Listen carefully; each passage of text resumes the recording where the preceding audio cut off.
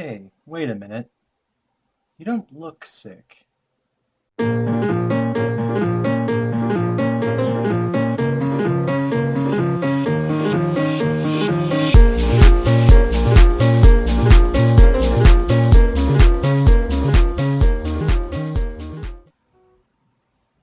there, random YouTube goer.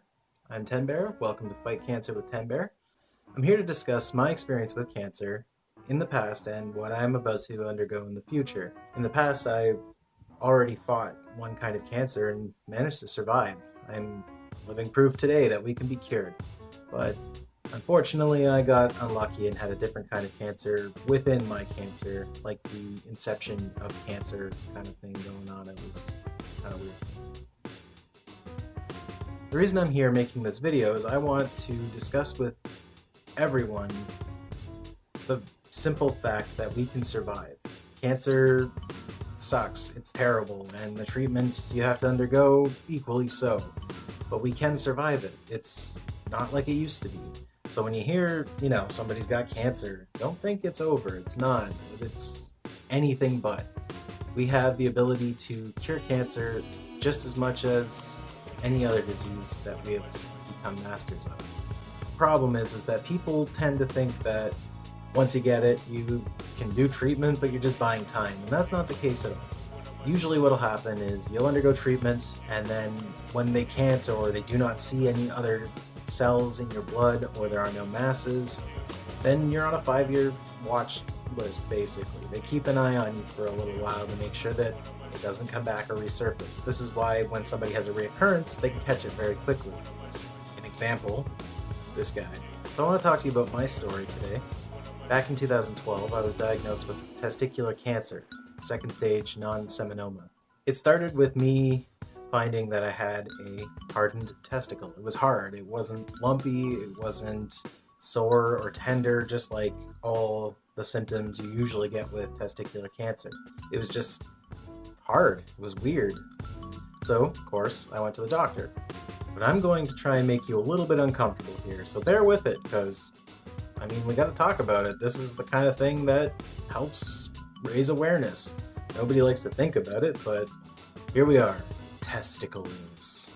Testicles are those funny little sex organs that we all know and love to make fun of. They're known to cause a couple messes, and, let's face it, guys are very, very particular about protecting them. For good reason. It hurts a lot to get kicked, for example. When I brought my case to my doctor, they immediately assumed it was just a minor infection, something from a blockage maybe, nothing too serious.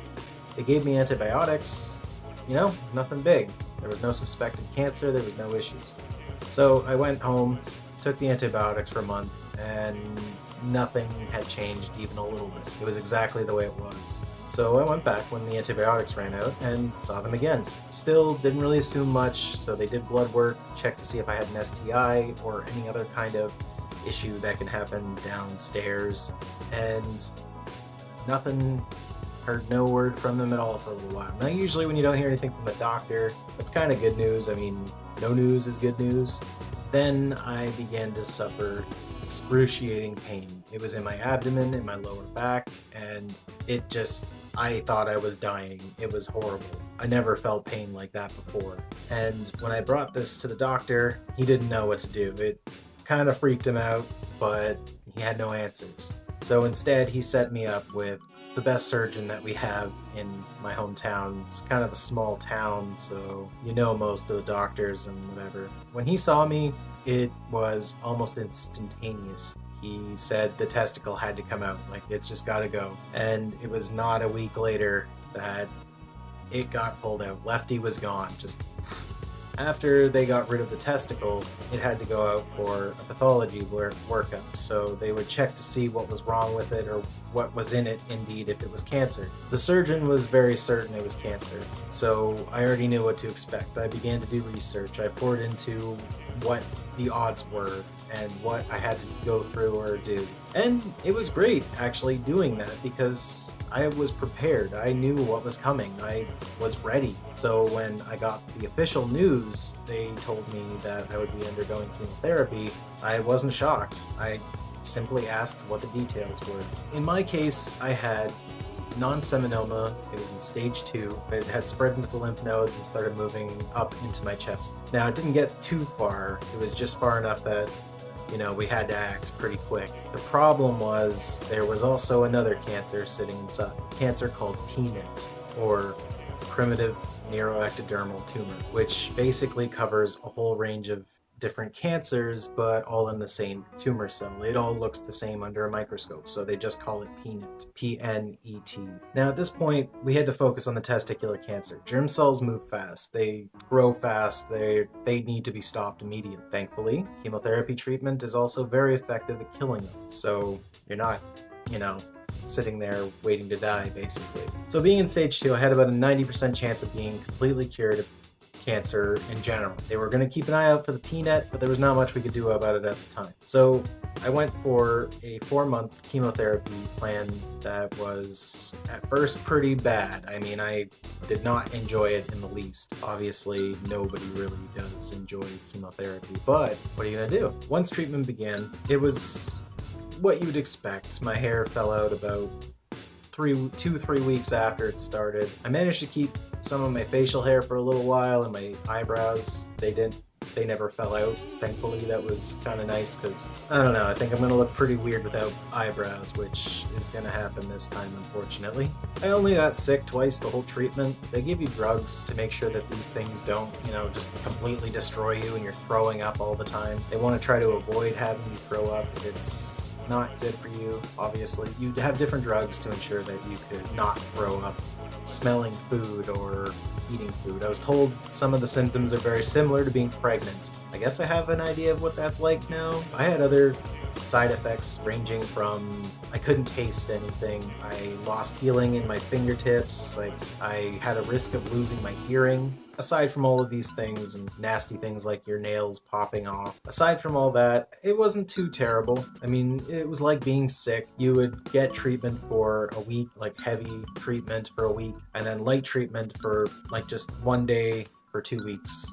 Each week you would have one, that was it. After all of that, you would go through the first week and you would feel terrible. After that though, you'd have 2 weeks basic recovery, and it was like a small vacation. You felt better over time. You could taste again. You don't hear the ringing in your ears as much, which I had to deal with for a while. I could feel a little bit more in my fingertips. It's something that builds up though.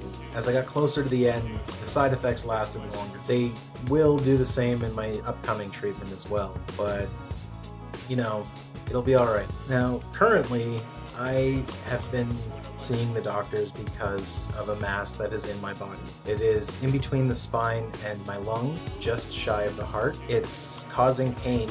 I can't lie down without being in pain, and it makes things very difficult. I don't get as much sleep. At first, when this started happening, they assumed that they could just cut it out. So the plan was to just go for surgery. We were going to cut this thing out and we were going to be okay, no problem. But that isn't what happened at all. Realized it was too big of a risk. Being that close to the spine, they were afraid of both paralyzing me and they were afraid of outright killing me on the table. You know, I'm not really interested in. That's okay. I don't want that. Now they're planning a chemotherapy treatment that is going to last 9 months. That's a lot longer than my last one, more than double. So I kind of have an idea of what to expect. I just imagine it's going to be a lot worse this time later on as the treatment goes through. But that's why I'm doing this. You're going to see me going through all of the horrible things, and I'm going to be completely honest about it. Even when it's complete crap, I will tell you, but then I'm also going to remind you that I have a good chance of survival.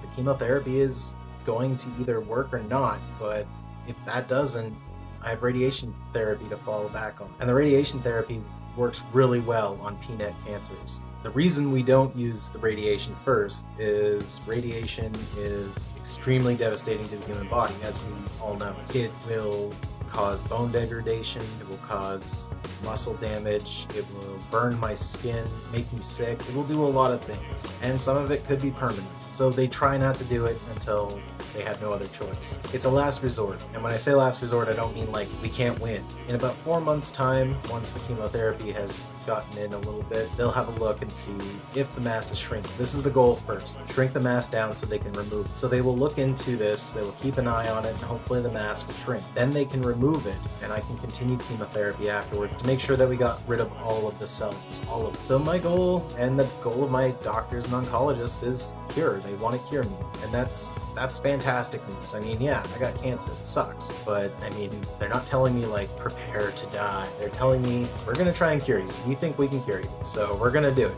And that's pretty good. I'm alright with that. I want to live, so yeah, let's do it. Let's survive. Well, that's all I have for you today. I will definitely be making more videos as I go. Understand that going through chemotherapy, there's better days than others. I will probably be sick sometimes. I probably will not feel like doing this every day. I'll do it as much as I can, and I will be here to tell you everything that's happening. I will be open about everything that there is to say. And if you have any questions, feel free to ask them in the comments section. I will respond to almost anything. I will tell you the deepest, darkest secrets of my life involving cancer. Kind of weird like that. Thank you for watching, and I will see you in the next episode of Fight Cancer with Tenbear. Put your arms around me when you hear this